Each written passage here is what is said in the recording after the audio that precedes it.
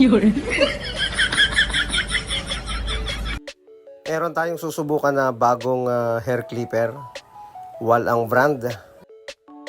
Tingnan natin kung anong magiging performance ng clipper na gagamitin natin sa ating client. Ayun, ito, bagong-bago, Wal Bay 4. Check natin. Ayan, ang ganda. Slim type. Kunin na natin sa box at ating testingin sa ating gagawing gupit sa ating customer. Ayun, okay na okay pala talaga ito. Soft start.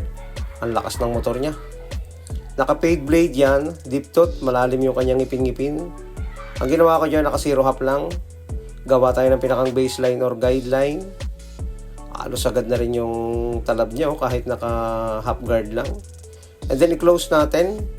Tingnan natin yung pagka-zero gap niya kung gaano ba katindi. Or said ba talaga yung putol niya. Parang inahit na Kitang-kita natin na halos wala na tayong makikitang natitirang buhok.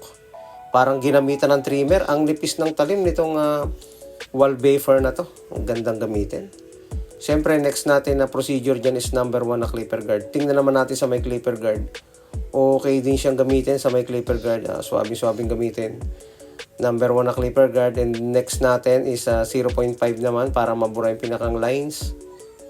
Kung gusto niyo ng ganitong klase ng gupit at ganito yung inyong klase ng buhok, pwede sa mga high fade, yung mga medyo nakukulot yung buhok, tapos kapag naiklian mo ay nakabagsak, okay na okay. Zero close naman, burahin natin yung pinakang lines, tingnan natin kung mabubura natin yung lines. Ayun okay. Nawala yung pinakang pagitan ng white and dark area. Medyo inaantok lang din ng kaunti yung ating customer.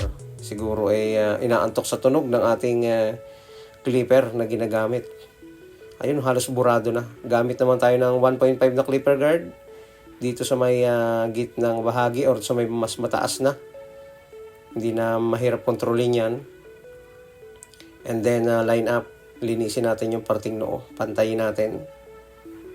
Manipis na rin yung buhok niya sa parting ibabaw. Siguro mga number 5 na clipper guard yung ibabaw niyan. And then, syempre, kailangan natin mag-retouch gamit ang ating gunting scissor overcomb dahil ang buhok na ganitong kumukulot ay sumusuksok yan at hindi basta-basta naabot ng ating clipper. Kaya, ginunting natin. Bago ahitan, kailangan nating basain. Ayun, nilagyan lang natin ng white pencil yung lugar na pag-aahitan para kitang-kita natin yung pagpantay nito.